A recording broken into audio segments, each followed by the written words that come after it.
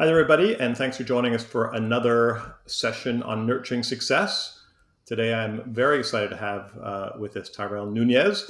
She works in the family law field, and I think you'll learn some interesting stuff. Normally we're talking with financial professionals in sort of the context of this show, but we all work with other related professionals, and Tyrell's one of them. And so we like a team approach, and as is she. And I think you'll learn a lot of fun stuff here.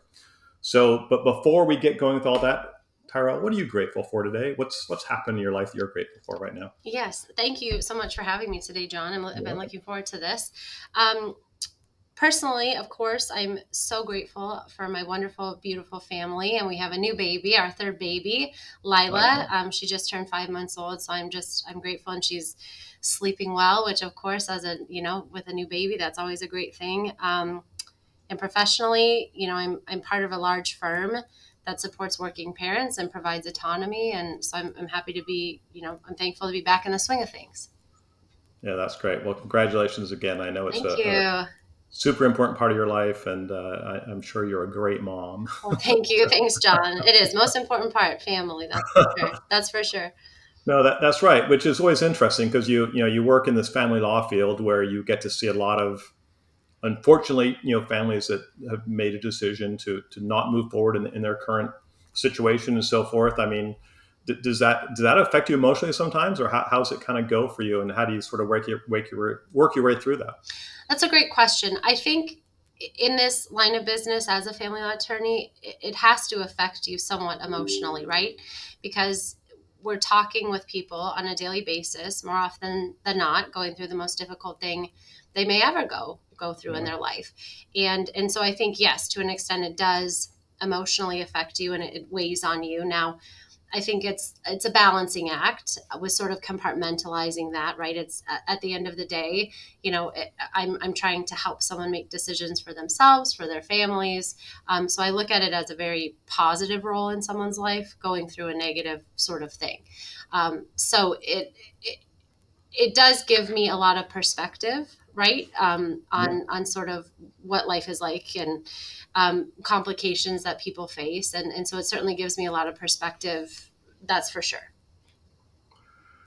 Yeah, it's such a, I don't know, we have a lot of clients that are going through divorces, and you're trying to help figure out how to get through different things. And you just, anyway, at least from my perspective, you do the best you can, you give them the best advice you can, and just they make their decisions and kind of keep moving.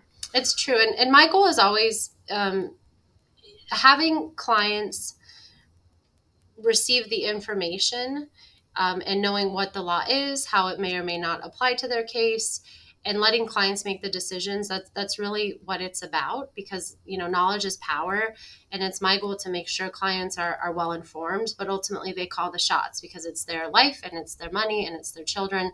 So the more that I can educate the client while assisting and being an advocate when I need to have take on that role, I think the better off that clients are. And to your point earlier, having a group of professionals such as yourself who can help clients navigate through that divorce process is very important. No, thank you. That's great.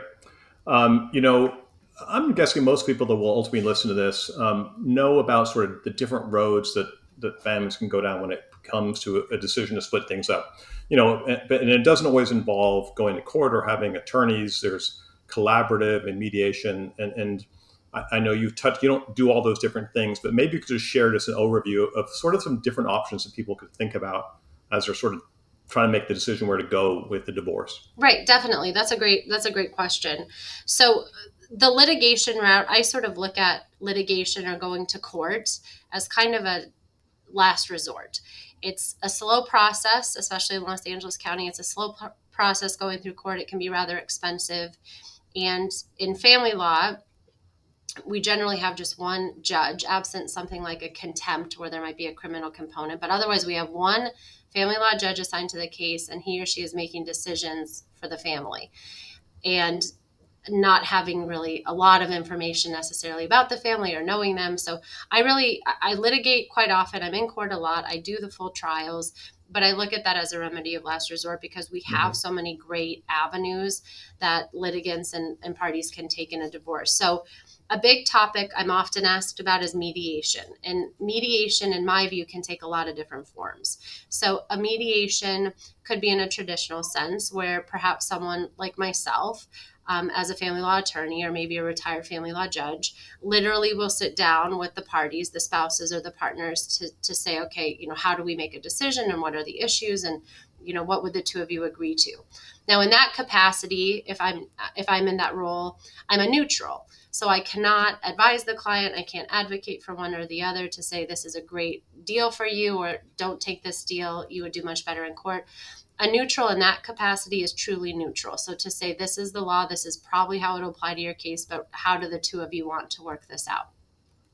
I do a lot of work consulting for individuals who are going through that process. So because in that role, the mediator is really the neutral to say, what do the two of you think? Here's kind of the law.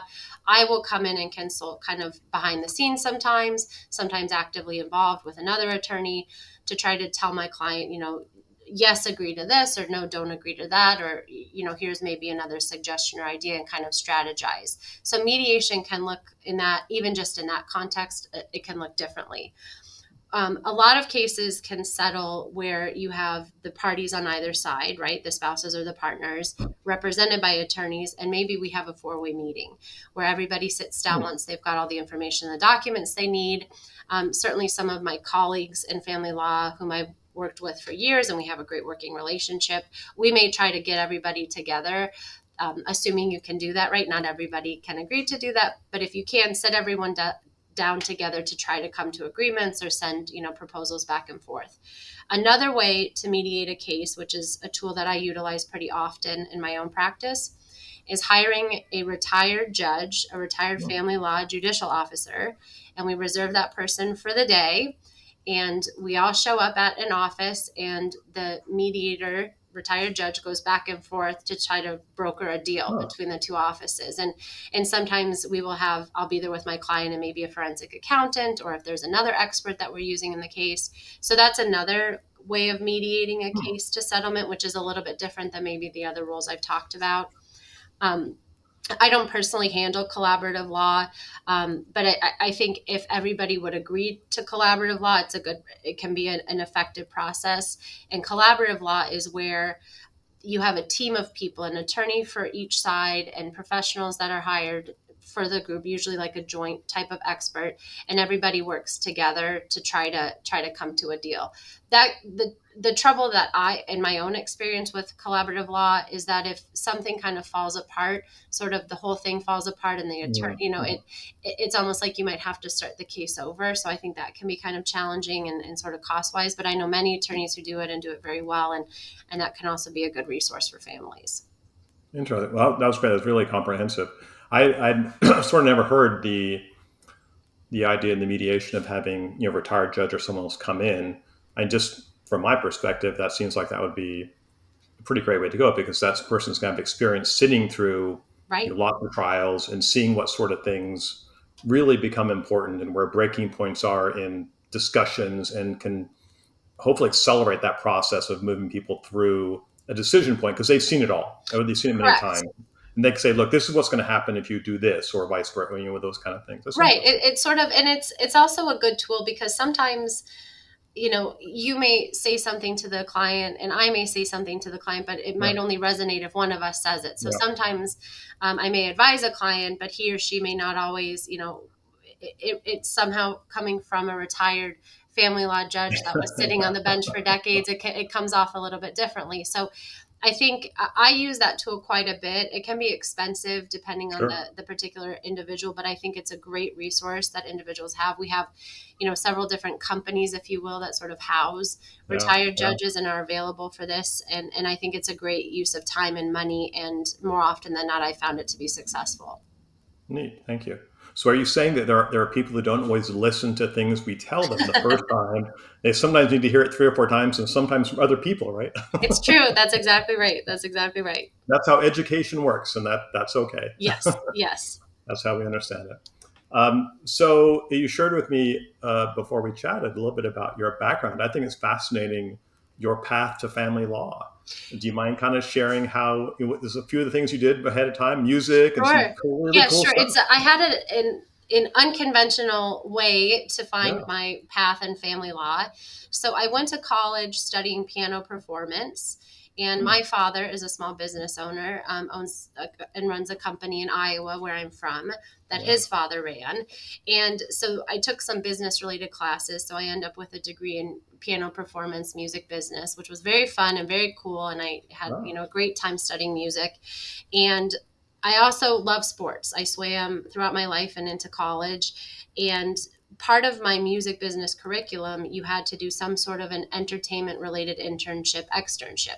So, Oh, being a sports fan, I was an intern for a minor league baseball team in Minnesota, the St. Paul Saints. If you've never been to a game, that's just that'll be mhm. my announcement for the day. Check out the St. Paul Saints; it's a lot of fun.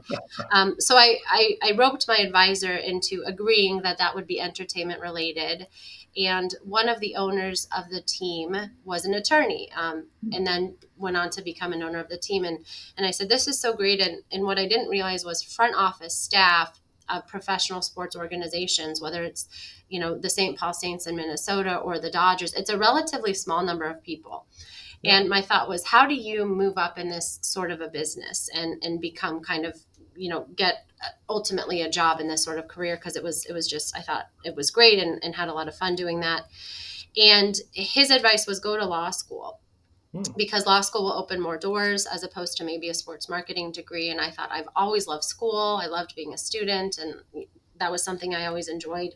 So he said, Minnesota, probably not so much. You're young. I would move to LA or New York and go to law school. I took that advice very much to heart. I moved out to Los Angeles.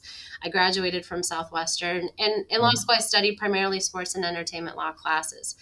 I did take a community property course in law school because I thought it might be tested on the bar exam. It was. So thankfully, I'm glad I took that course. But the sports entertainment world is very specific. It's very unique. And Yeah. personality wise, it just wasn't clicking for me the way that I had thought or hoped that it would. So fast forward, I graduate law school. I passed the bar exam. It was during the recession, so not a great time to be looking for a job. A friend of mine who did not pass the bar said, hey, my father, a solo practitioner in family law, needs someone to help out because I'm going to be retaking the bar exam. It's a paid job. I said, paid? Yes, please sign me up. I'm in. So I took that position not knowing it would really set the trajectory of my entire legal career. So right after passing the bar, I stepped in to sort of be a legal assistant type of role and kind of fell into the family law. And what I really love about family law, John, is it's a very procedural type of law. Mhm. And there's a starting point and an end point and sort of benchmarks and things that have to be accomplished along the way. So I like that sort of a structure.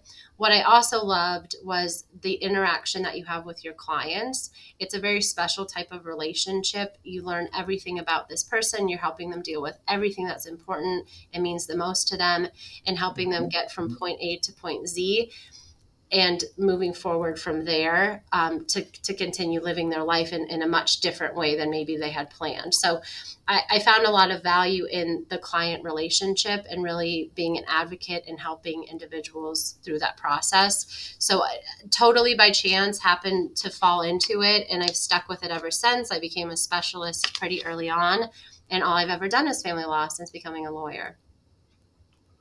That's neat. I love your approach, the way you described your work and your interactions with your clients. I think we'd like to believe that all professionals have that same approach, but I can tell you it's not true, and Right.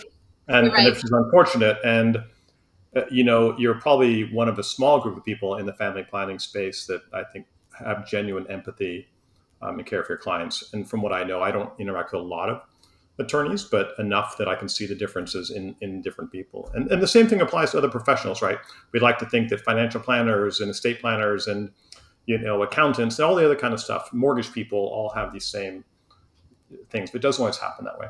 Right. Um, but anyway, so all right, so you're a Hawkeye. That's pretty exciting.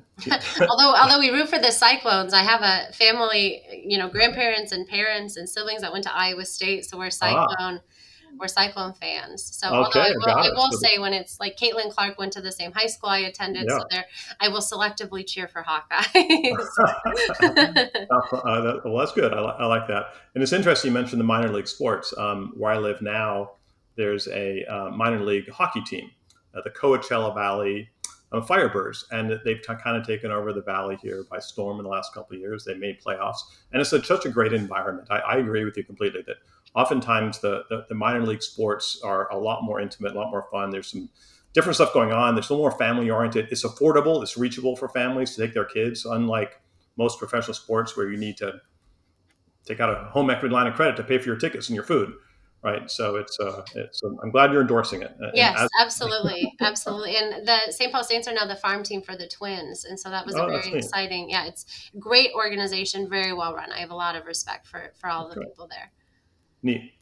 So oftentimes you're running into financial planners, financial advisors. Either your clients come with them, or there's an opportunity to kind of refer out to them if someone needs sort of another level of financial planning and so forth.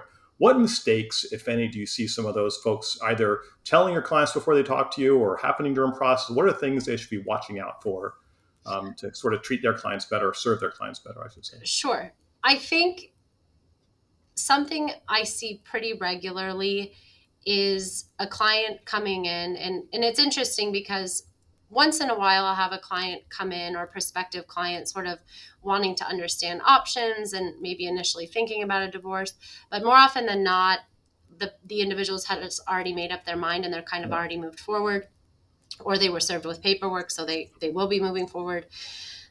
But time and time again I see, you know, advisors letting clients know, well, I had a client who went through a divorce and this is what happened, so this is probably what will happen for you. And the laws are the same, but I don't find that any family law case is the same. So Mm. even if I have let's say I have a husband and a wife and they have two kids, same identical. So I have spouses here and here. They have kids the same age. They go to the same school. They make about the same amount of money. Those cases will probably be vastly different. So Mm. family law is not a one size fits all. And I think, I hear a lot of, my advisor said with another client who went through a divorce, or I have a friend who went through a divorce, or their advisor said this about their divorce. It's a very individualized thing because all of our lives are very individualized and there's a lot of ins and outs, that it's not such a cookie cutter thing. So I think, again, to my point about making sure you have all the information, maybe your case could be similar to someone else's, but it could be vastly different. So I think making sure that you're aware of how that will work for you moving forward. And when I have financial planners who are sort of assisting a client through the process, it is very helpful in terms of understanding what the marital estate looks like, because a well-versed financial advisor will be able to be realistic with somebody. So another sort of pitfall, if you will, is unrealistic expectations. Yeah. So California is a community property state. So a lot of people will say, okay, everything's just 50-50. So I should get 50% of whatever it is. But there's a lot of carve outs in the law, right? So inheritance is separate property. Mm. So maybe a house was purchased with inheritance. So even though the house is purchased during marriage, someone says, well, we bought it while we were married, so it's 50% mine. If the house was totally purchased 100% with inheritance, it's not going to be a Yeah. 50-50 division. So I think sort of high level, I would say, or big picture rather, it's not a one size fits all. So I think people need to be a bit cautious because there's a lot of little nuances in the law that may or may not affect the division of property. And setting a realistic expectation for a client moving forward is probably the most important thing to me. I think that requires you to be very honest with a client. And I think sometimes I've run into other professionals where they really want the business or really want the client, so they really kind of upsell, Yeah. when really we have to be looking at realistic and being, a little bit more realistic about the financial circumstances. Because taking a family unit or taking a marital estate and dividing it in two, and it's not always, Yeah. 50-50. Life will look very different moving forward. So I think having advisors and being able to refer my clients to advisors who sort of take that same approach about we need to figure out how to work with what we have, and help somebody plan for the future that way, I think is much more valuable for clients in the long term. Thank you for sharing all that.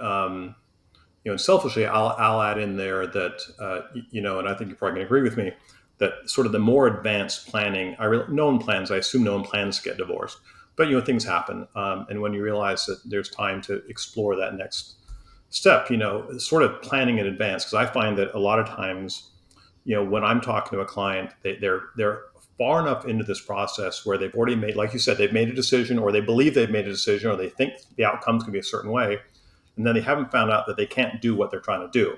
Right? All of a sudden, well, no, you're not going to be able to buy out your spouse, you're not going to be able to afford the home, or vice versa, or whatever it's going to be. And those kind of things. So again, I know I'm preaching to the choir about advanced planning and doing as much as you can before you make final decisions, right? It's important, and certainly on a family residence. And I'm glad you raised that point, because you and I have had cases. We've had clients together, and what goes along with the house, people don't think about or don't want to think about, like capital gains taxes, for example. So that follows the person that takes the house. Yeah, and sometimes when you tell individuals this is what it will look like for you, they may say never mind, because had I known, I would have had to take that on, or if that's the consequence, maybe I don't want to go through with that. But that's important for getting all that information out there.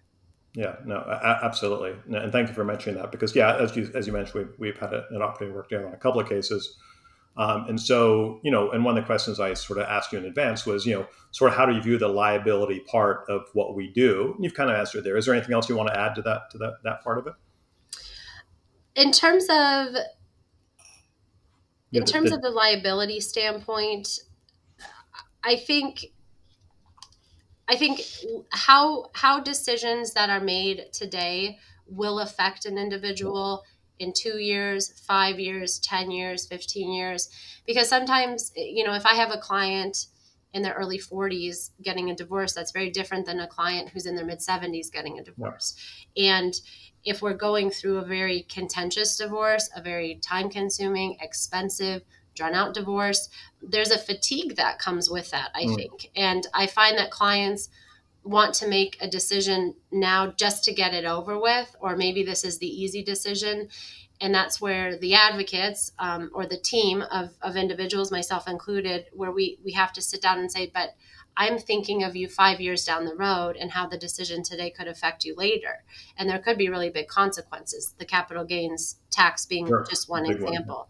So I think because the divorce process involves a lot of planning for the future, we want to set our clients up for success. And so I think on a liability standpoint, it's really a lot about future planning. So at the end of the day, I want my client to receive some sort of a settlement or result that's fair and equitable, right? As that might look different depending on the facts and circumstances. But I also want to put the client in a position to pick up and continue forward, which is why I often treat my cases with a team approach, where I do have the ability then to provide a lot of referrals to other professionals that can help take my clients and keep it moving forward after, my time in their life hopefully is totally finished. That's great. Well said. As with everything you said, it's been very thoughtful. So we're going to wrap up here. I think we could probably keep chatting for a long time. Sure. But we'll come to a close here shortly. And I really appreciate your time and taking time out of your busy day. And I really do like your approach to the way you think about it. And I know that people can feel that when they're chatting with you and get the benefit of your heart into your work. I appreciate that very much, John. And I know in working together, you've been a tremendous resource for my clients, because when it comes to a buyout, and especially with how volatile the market's been and the interest rates, and you've just done a bang up job for clients. You're so professional. you're very it's competitive, and you're very responsive and do things in a very quick time frame, which I know clients appreciate. In our world, this divorce process can be so long and so agonizing. And when I'm able to refer a client to you, you're just such a great resource to be able to get things done quickly and really give the clients the information that they need to make great decisions for themselves. Thank you. Well, I appreciate that. All right, so we'll wrap up here, but I'm going to let you have the final last word. Is there anything you want to share out in the world that makes the world a better place and that's important to you that you want to let us all know? I would say knowledge is power. And my job as a family law attorney is really provide the clients with all the information they may need to make the best decisions for themselves and for their families. Well, thank you. All right. Well, thanks again, Tyrrell. I really appreciate you, and nice to talk with you, and we'll see you soon. Thanks, John. Take care.